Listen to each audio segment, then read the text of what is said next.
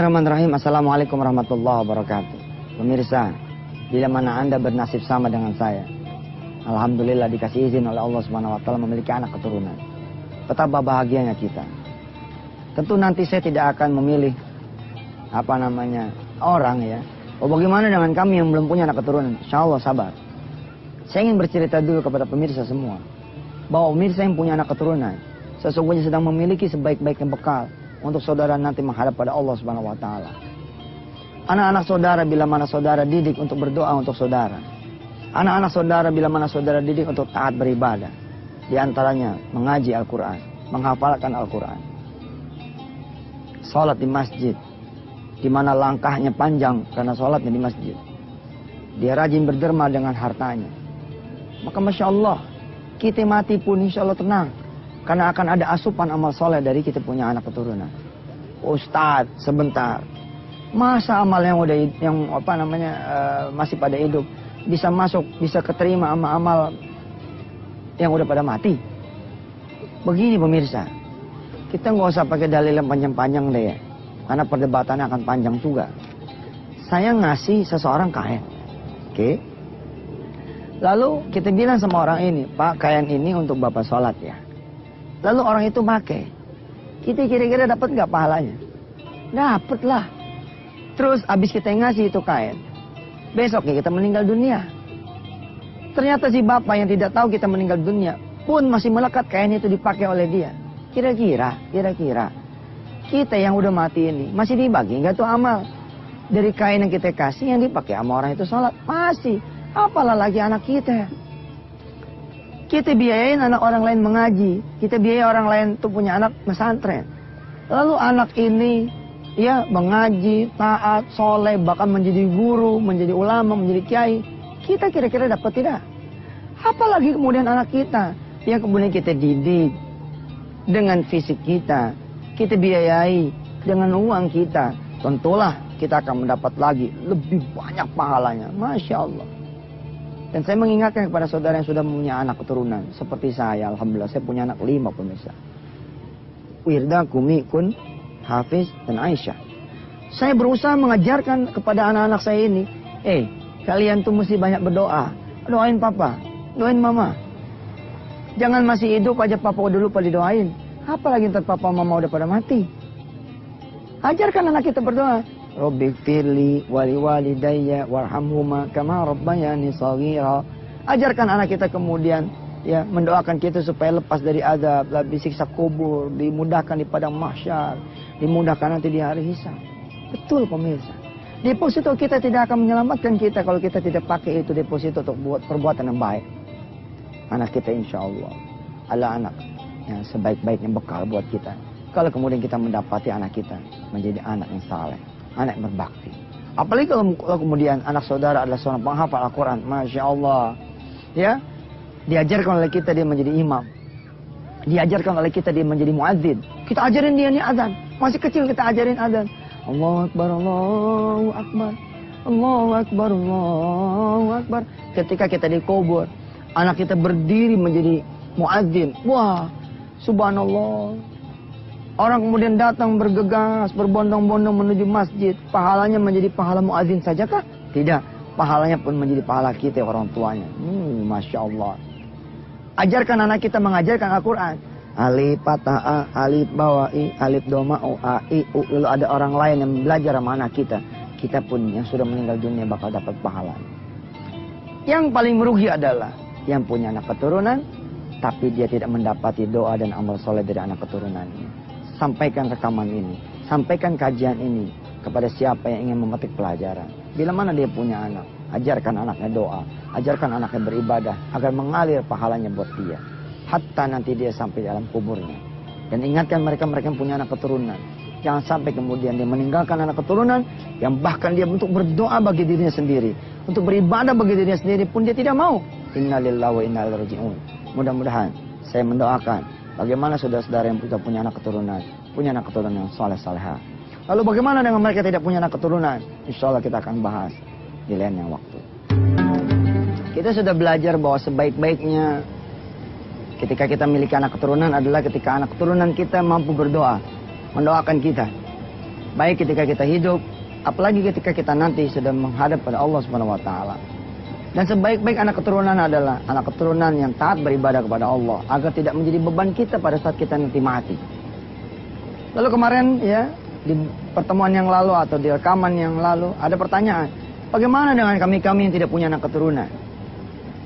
Alangkah ruginya kami yang tidak punya amal soleh berupa anak keturunan.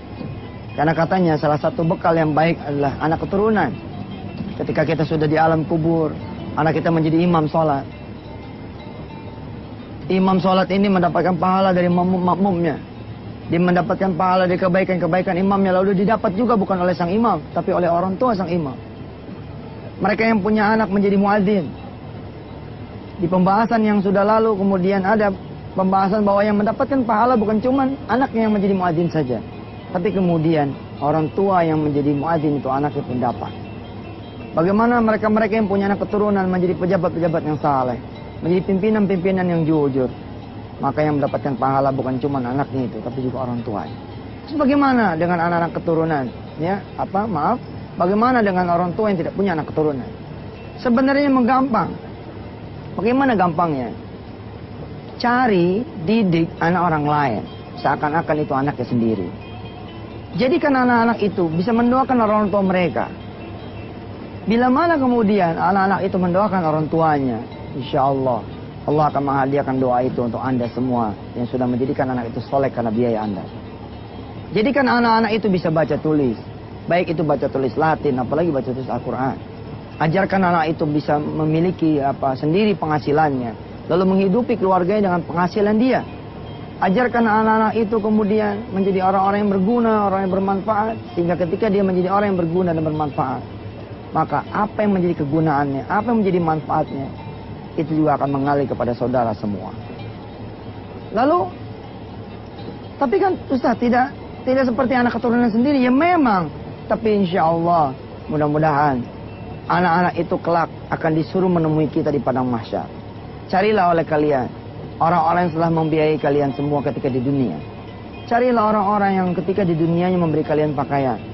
Carilah orang-orang yang ketika di dunianya kalian itu diberikan makanan dan minuman. Carilah orang-orang yang ketika di dunianya dengan rezekinya kalian menjadi orang-orang yang pintar, orang yang bermanfaat. Aku buka pintu surgaku untuk mereka semua. Ajak dan bawalah mereka masuk atas izinku. Begitulah Allah bilang kepada saudara-saudara semua punya amal soleh kepada anak yang lain. Insya Allah. Malah saya mengingatkan diri saya dan kepada kawan-kawan semua dari tayangan yang sudah lalu, dari rekaman sudah lewat, dari pembahasan yang sudah kita kaji. Bila mana saudara punya anak, tapi anak saudara jangankan mendoakan orang tuanya, mendoakan dirinya aja dilupa. Jangankan dia beribadah, ya, lalu ibadahnya bisa nyampe ke orang tuanya. Dia tidak beribadah buat dirinya sendiri. Aduh, inilah seburuk-buruknya anak keturunan. Mudah-mudahan Allah Subhanahu wa taala menjadikan semua yang melihat tayangan ini bisa menjadi anak keturunan yang saleh buat orang tuanya dan bisa memiliki anak keturunan yang saleh buat dirinya.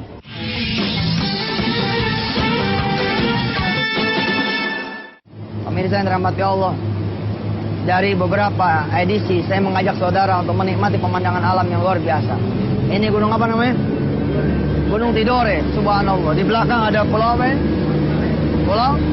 Pulau Mare. Nanti ada pulau lagi yang disebut dengan pulau Matara, Mayatara.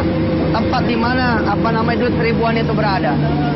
Keindahan yang Allah tampakkan buat kita ini di dunia nggak ada apa-apanya dibanding keindahan apa yang nanti Allah akan sajikan buat siapa-siapa yang kemudian nanti masuk surganya Allah. Malah ainun ra'at, wala udhunun sami'at. Nggak pernah kata Rasulullah, surga itu bisa dibayangkan oleh mata, dibayangkan oleh pikiran. Pasti lebih bagus surga itu dari apa-apa yang kemudian kita nikmati di dunia ini. Sebagaimana orang-orang miskin yang pada pengen kemudian pelesir, sebagaimana orang-orang yang pengen berlibur, mereka berjuang mati-matian, mengumpulkan rupiah demi rupiah untuk kemudian bisa pergi pelesir. Sebagaimana itu pula mestinya orang-orang yang hidup. Dia siapkan bekal sebaik-baiknya bekal untuk menikmati surganya Allah Subhanahu wa taala. Kalau pengen surga, jangan kemudian tidur kebablasan sampai subuh, tapi tidak bangun tahajud. Pengen surga, tapi pengen gratis. Pengen surga, mbok ya sholat subuh lah. Kalau bisa sholat subuh di masjid. Pengen surga tapi recehan. Mana terbuka pintu surga? Punya duit 110.000, buka surga pakai 1.000-an. Mentang-mentang di dalamnya ada Pulau Mayatara. Janganlah, buka surga dengan pintu ya. Buka surga dengan harta terbaiknya saudara. Kita pengen surga, tapi kita di dunianya ini malas-malasan. Nggak mungkin kita bakal bisa pergi. Insya Allah, surga menanti buat orang-orang yang selama di dunia berjuang. Waman jahadu fina, lana dia naum subulana. Insya Allah.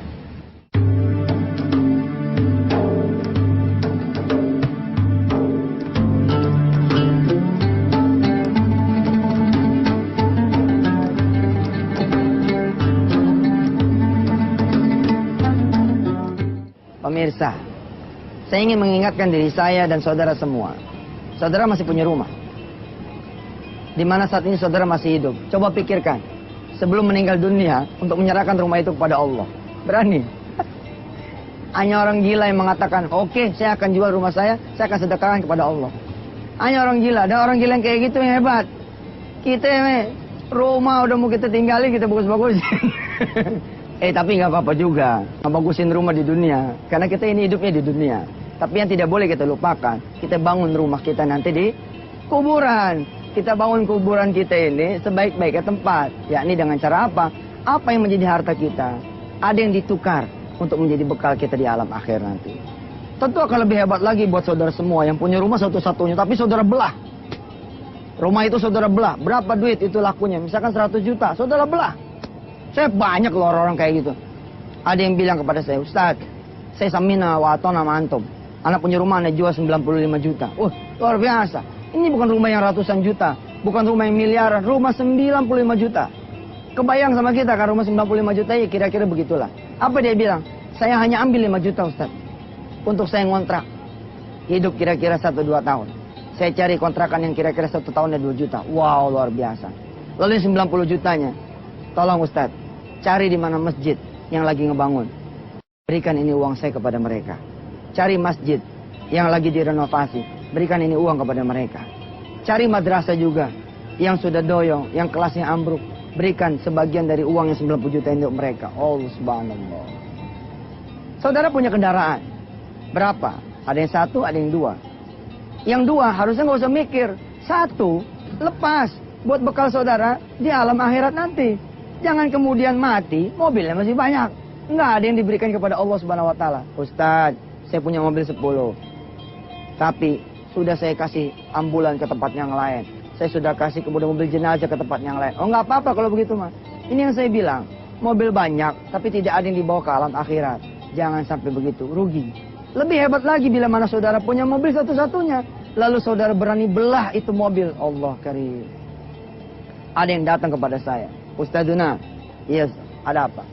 Saat ini saya bawa uang buat bantu pesantren antum. Ya, ini juga uang buat bantu pesantren yang lain. Tolong Ustadz yang kasih kepada pesantren yang lain. Tolong Ustadz yang kasih kepada anak-anak yatim, kepada janda-janda miskin, pada para du'afa. Terus saudara pakai apa? Oh, saya sudah kelamaan pakai mobil. Hebat betul. Dari mobil itu belum lunas sampai lunas. Untuk lunas saja 3 tahun. Setelah lunas saya pakai mungkin 2-3 tahun. Mobil saya udah 5 tahun umurnya. Nah kemarin saya kemudian gantian pakai kepada Allah Subhanahu wa Ta'ala. Saya bilang sama Allah, saya sudah pakai 5 tahun. Gantian Allah yang pakai. Hebat sekali itu. Yang rugi adalah saudara punya harta, tapi sama sekali saudara tidak mau bawa ke alam akhirat. Saudara punya istri, apalagi masih muda. Rugi saudara kaya-kaya. Nanti istri saudara itu kawin lagi. Akhirnya yang kaya. Suami barunya istri saudara. Waduh. Saya kalau jadi orang kayak begitu, saya bangun dari kuburan saya cekek itu suami yang baru. Enak aja loh, gua yang bangun, gua yang kaya, lu yang enak. Salah ente. Kenapa ente kemudian melupakan akhirat ente? Insya Allah jangan sampai begitu. Cari dunia, nikmati dunia. Tapi jangan lupakan hari akhir saudara. Cari dunia. Dan siapkan bekal terbaik buat anak-anak saudara. Tapi jangan lupakan bekal saudara sendiri. Anak-anak saudara belum tentu ingat kepada saudara. Kalau sudah mati, mereka punya kesibukan masing-masing. Jangan anak saudara, kita aja lupa sama orang tua kita. Lupa doa, lupa nengokin kuburannya. Apa kuburannya itu penuh dengan belalang. Belalang, ilalang. Apakah kuburan orang tua kita masih ada? Kita tidak pernah tahu, tidak pernah nengokin. Apalagi kita. Punya anak keturunan, belum tentu anak keturunan kita ini ingat kepada kita. Tentu saja, kasih pendidikan yang terbaik. Agar anak-anak kita ingat kepada kita. Saya Yusuf Mansur, mudah-mudahan saudara mulai berpikir. Apa ya yang bisa saya jual? untuk kemudian saya bawa ke alam akhirat. Apa ya yang bisa saya jual untuk bekal saya nanti menghadapi perjalanan yang begitu panjang. Perjalanan yang dimana 1 tahunnya itu, 1 harinya, itu seperti perjalanan 50.000 tahun. Subhanallah.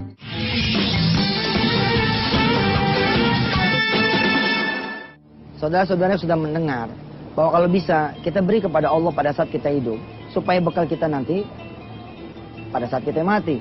Tapi tidak ada yang saudara berikan kepada Allah ketika saudara hidup, kecuali Allah bayar juga sebagiannya ketika saudara masih hidup. Saudara ngasih 1 ruko, saudara bilang, udahlah, ruko ini 1 cuman punya saya. Biarlah dia saya jual. Saya udah bilang sama anak-anak saya pun anak saya setuju. Apa kata anak-anak saya? Biarlah ruko itu nemenin emak.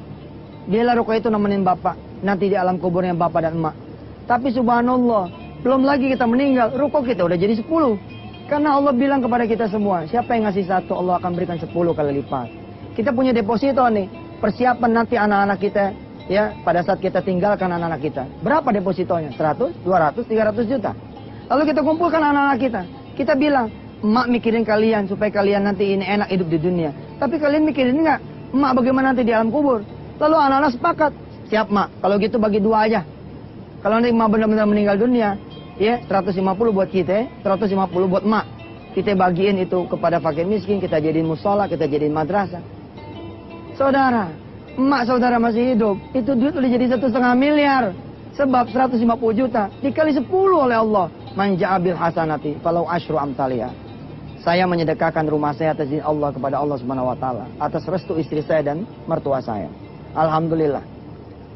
Begitu saya sedekahkan rumah saya, rumah mertua saya, rumah keluarga saya, di mana disitulah istri saya lahir. Ini sesuatu yang tidak gampang pemirsa. Ini sesuatu yang bukan gampang nih para hadirin rahmati Allah. Tentu ini celaka ya membicarakan amal sendiri. Tapi saya ingin bilang, sejatinya saya pengen rumah ini menjadi penyelamat saya nanti di alam akhir. Tapi rupanya Allah memberi saya ganti rumah yang lebih besar lagi, yang lebih bagus lagi. Tahu nggak? Setelah saya sedekahkan rumah saya punya rezeki untuk menyewa rumah. Sekira-kira 1 tahunnya 12 juta.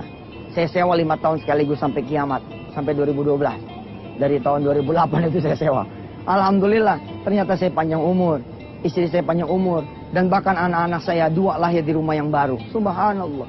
Tidak ada yang tahu itu rumah kontrakan. Sampai kita bilang itu rumah kontrak. Nggak ada yang tahu.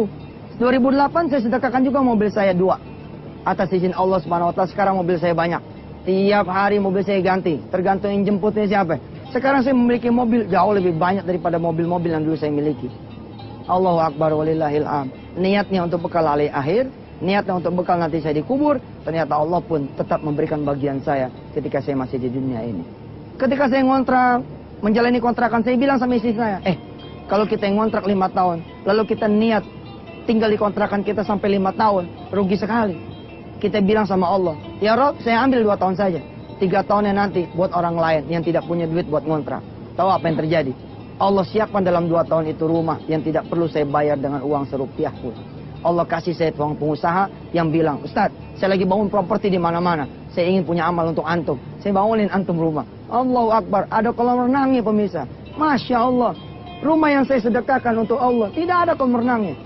Rumah yang kemudian saya kontrak pun, karena harganya cuma 12 juta. Tidak ada juga kolam renangnya. Tapi rumah yang dibangunkan oleh pengusaha itu, subhanallah, ada kolam renangnya. Kolam renang buat ikan. Lumayan lah, walaupun kolam renang buat ikan. Tapi ada kolamnya, begitu. Pemirsa yang dirahmati Allah, insya Allah. Nawaitu. Tengok belakang, apa yang saya punya? Oh, saya punya rumah. Saya punya rumah kontrakan. Ada 3, ada 4, ada 5 pintu. Diap, 4 untuk Allah. Saudara lihat lagi, ada mobil, ada motor. Oke, saya pilih motor. Masa ngasih Allah motor? Ente mobil, enak bener ente. Bilang dong sama Allah, ya Rob, saya kasih motor, ya, tapi saya batalkan. Saya kasih mobil sajalah. Masa buat engkau motor, buat saya malah mobil. Buat engkau yang mobil, buat saya yang motor. Ini cakep. Saudara tengok lagi, buka laci, lihat ada cincin kawin. Saudara lihat lagi, ada berapa deposito? Sudah. Berikan untuk Allah sebagai bekal saudara nanti di hari akhir. Dan saudara akan saksikan. Ternyata ketika saudara masih hidup pun, Allah akan bayar sepenuh-penuhnya. Wassalamualaikum warahmatullahi wabarakatuh.